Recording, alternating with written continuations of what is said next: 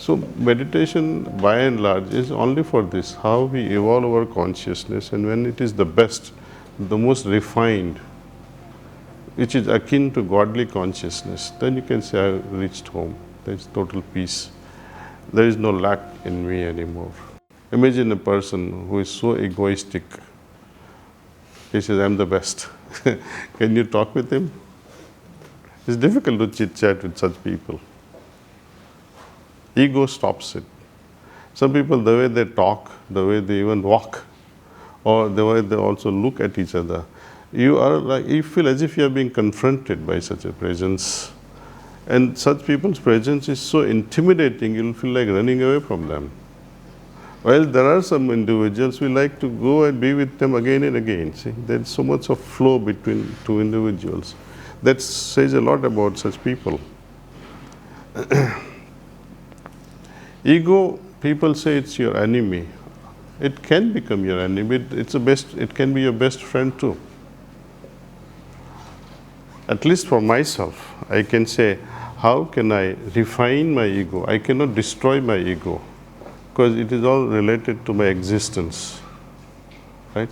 Let us say, I often give this example of a flute player, and if I'm able to play raga very well on a flute. Let's see if I have tonight this performance on a Gachibowli stadium and there are 50,000 people, and I'm playing a raga, and everyone is in silence and people are clapping away with a standing ovation at the end of it. You feel good. It pampers your ego very well, see. Nothing wrong with it. You did your best. Next day we have another performance, right? And you chose to play the same raga. Would you be happy with yesterday's performance? You won't be happy. You like to do better than yesterday, personally for yourself. That gives tremendous satisfaction. So the ego will guide you, okay, yes, I can do better than yesterday. This is for my personal growth, for my personal improvement, that I can do better. So ego can be utilized for our betterment. But to think that in the entire Hyderabad, there is nobody better than me as a flute player, all are useless, I am the best, this is arrogance. That is not a good part of the ego. And the fact that I can do very well and makes you happy, it's a pride. Garv abhiman, say, hame garv hai, say. So it is, there are many layers of this ego. Ego plays out in a different way also. Suppose if I say, consciousness on its own cannot evolve. But that is the thing that must evolve. It's like, can I exercise my liver?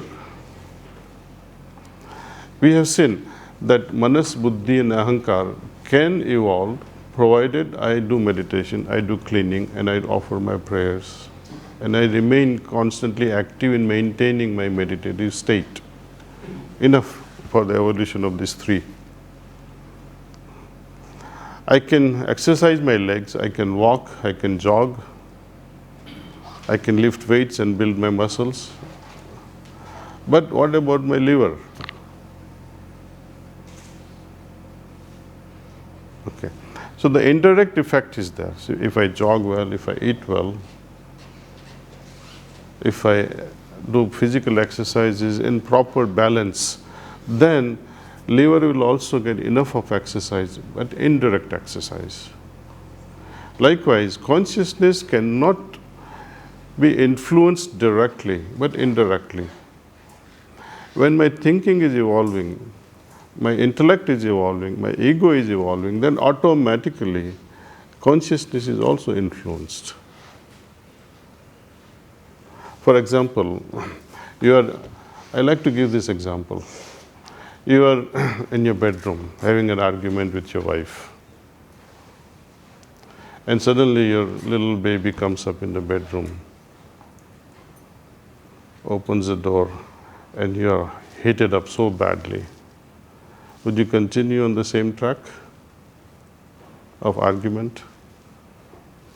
You'll have to suddenly take a break and hold off and start smiling, and the baby is here. Some people will ignore it and go on fighting. See. That reflects the level of consciousness. You can indirectly understand a person's evolution just indirectly by how they display themselves, you see, how they are able to control their speech, control their behavior, control all that they do with attitudes.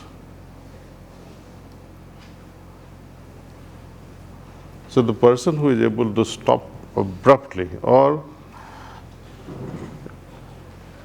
let me give another example. There are few varieties of people in the world. Some people, when they do wrong thing, even after they have done the wrong thing and they see the consequences, they don't recognize those consequences. They say, हमने तो कुछ गलत ही नहीं किया, आपको दिखाए, मुझे नहीं दिखाए रहा. I don't see anything wrong that I have done. But the whole world says that. Classical example is Trump, right? The whole world says it, but he's okay, I'm fine. They are misguiding you.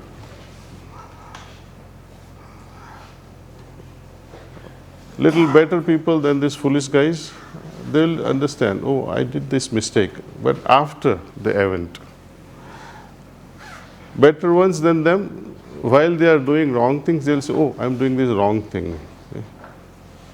The wisest of the lot, even before doing the wrong thing, they will know, this is not right that I'm going to do, so I must stop it. But there too, there is a category. They know it is wrong and yet they do it. And there are people who see it as wrong and stop doing it. So you can see the reflection of evolved consciousness, or not such an evolved consciousness, even in mundane things like this. So meditation, by and large, is only for this, how we evolve our consciousness, and when it is the best, the most refined, which is akin to godly consciousness, then you can say, I have reached home. There is total peace. There is no lack in me anymore. You will feel contented.